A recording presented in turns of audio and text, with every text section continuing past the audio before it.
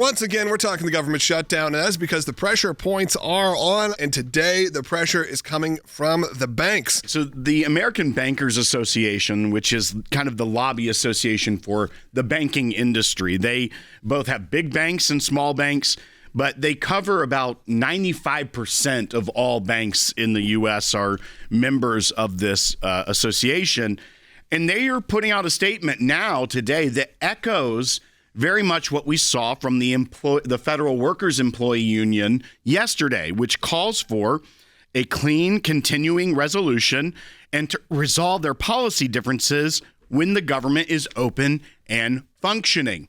So now you're starting to see pressure from two powerful groups, both the Federal Employees Union that we talked about yesterday, and now the banking industry. Because when you also start to think about the pressure that can get put on these banks, they are helping individuals at this time.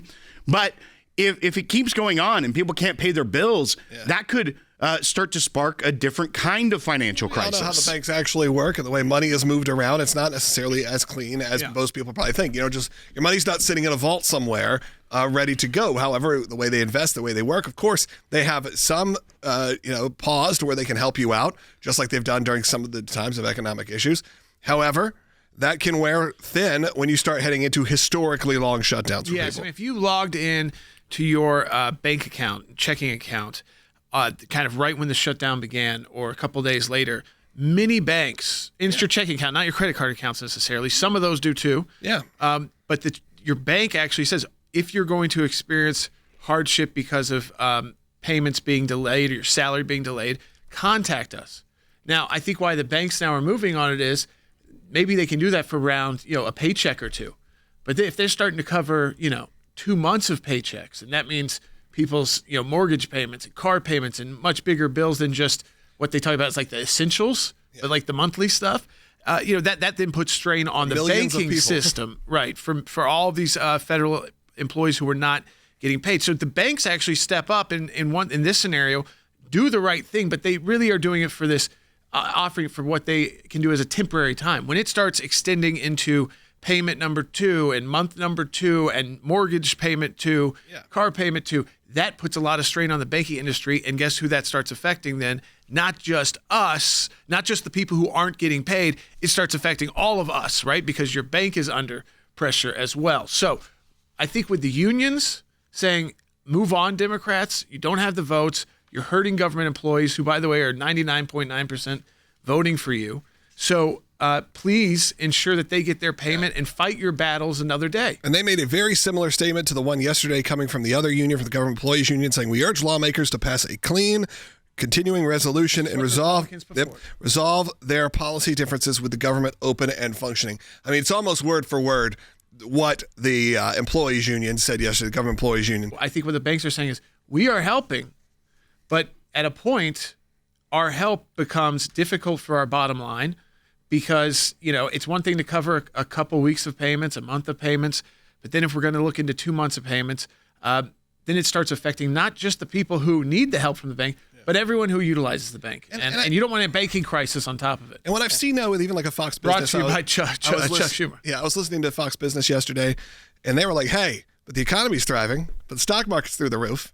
So is it really hurting anybody? And the answer to that is yes, it is. It's starting to really hurt people. I'm sorry, it may not be hurting you, the Fox Business viewer, as much, but it is hurting real people and you're seeing it. No, I mean, we know the Fox Business viewer is typically someone who is at a point in life where they are making serious investments. They are watching Fox Business. Yeah, and following the market more than just regular news per day. So that's not the government employee who hasn't gotten their paycheck and I think who are living paycheck to paycheck. Likely. Definitely. And, it's because they do get great benefits. There are great retirement benefits, too, when you put your 20 years in. But these are those things they do have to weather. They've weathered them before and stayed with this position. I think what it says is we can have a discussion about the size of our government. But when our private banks step up and do the right thing, which is a great thing about America, I think, in our companies. They'll do it. Capitalism. They'll do it, but they will say, hey, guess what? Like, we can't do this forever. Well, and Jordan, I think another important point to showcase here is that this isn't just like Wells Fargo or Bank of America making an independent statement. It's the lobby. Right, and the two industry. things that we've been calling out is one of the big things is, Congress is still getting paid during all this. But what's interesting is when you have a large union that represents federal workers that is very large, not only is it a lot of these members of Congress constituents, but the unions end up making financial contributions to members of Congress in different races, as well as this is the lobby for the banks. So it represents the interest of all of those big banks and little banks across the board.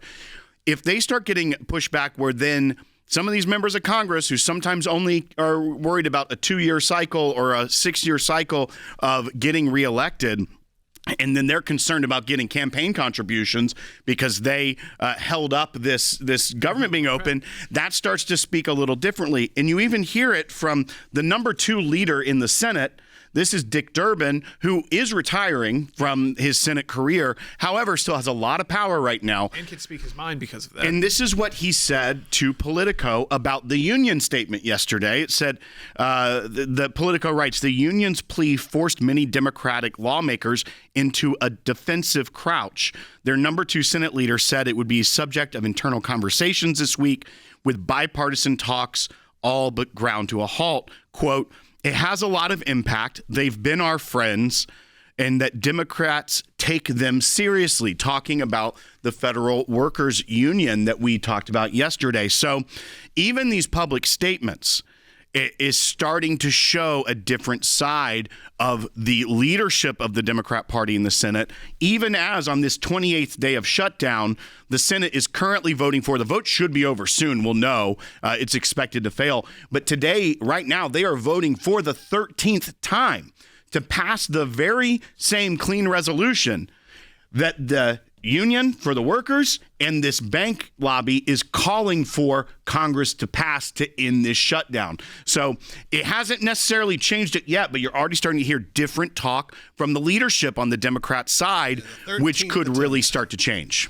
13th attempt, and the vote just failed. So that's what, that is getting to the point of just, it's almost. Did it fail by the exact same number? Like, did any movement changes? We'll find out. I just like to see, like, because as of right now, there were 3 Democrats. It was Senator Cortez Masto, Senator John Fetterman, and Angus King from Maine, who's an independent but caucuses with the Democrats, were the only 3 that were voting with Republicans to move it forward. Voting, but a great name, was Rand Angus Paul King. still voting no, or did the he latest vote I saw was unanimous from Republicans, and that's where they only needed 5 Democrats to move this forward. So we'll look at that and see if there's anybody. Certainly, with this pressure, I would imagine they could go back to the drawing board and say, I don't know if we can survive this another week. Because interesting with this shutdown is Donald Trump has continued to do his work around the world, peacemaking around the world, going nonstop, and they're in Washington, and it's their fault that people aren't getting paid while he's doing everything he can to figure out how to pay our troops. We've seen that. And you know what they're saying? I don't know if that's legal. They want to challenge that someone donating paychecks $150 for our military to the anonymously. Of course, they were named, but anonymously, just to make sure our men and women in service are getting their paycheck, which mostly, if they're serving abroad, goes home to their families. Jordan, I want to get your take on this strategically for the Democrats. I know you don't want to give them any tips here because of what's going on, but you have some interesting moves here because on November 1st is what the Democrats were originally trying to hold out for. Yes, because that's when open enrollment for the Obamacare program comes up. They were hoping that Americans that saw a different price, they would be upset, and then that would give them more pressure on the Republicans to make a deal. You also have those elections coming up. The New York mayoral race, you have the governor of Virginia race, and the governor of New Jersey also coming up in the next week. Do you think that we're already starting to hear some change in tune from people like Dick Durbin? Do you think that the Democrats need to wait until like Wednesday of next week to show they didn't cave before pivotal elections as well as that one benchmark? Or do you think this could be done as soon as this week? I think it depends on what the polls are showing in those pivotal elections, too. Is this really helping those candidates at all? Or is it hurting those candidates, or is it a nothing? Is it just, or could it actually depress the vote? where it may be hard to poll, but people won't be as excited about those elections because it looks like, hey, putting more Democrats in to work with this administration right now, or this Congress, or running my state or city, doesn't seem like it's going to be a great decision for me. So is it worth waiting in line on these off-year elections and getting out the vote? The other risk they're taking is that the insurance market's open and they're not double. They are taking a chance that and again, this privatized market, and they oversell how many people are in that. Most people do not get their insurance through the Affordable Care Act. No, right. Most people are still from their employer. It's either their employer or through the Medicaid program, which is run and administered by your state. After your retirement age, through your employer, through a husband, through a wife, some military service, something. This is for that group of people that aren't covered that way and who go into these exchanges. They're putting a lot on that group. I think was it like 30 million people, somewhere around that? Yeah. Hey, Jordan, I want to in a country of 380 million.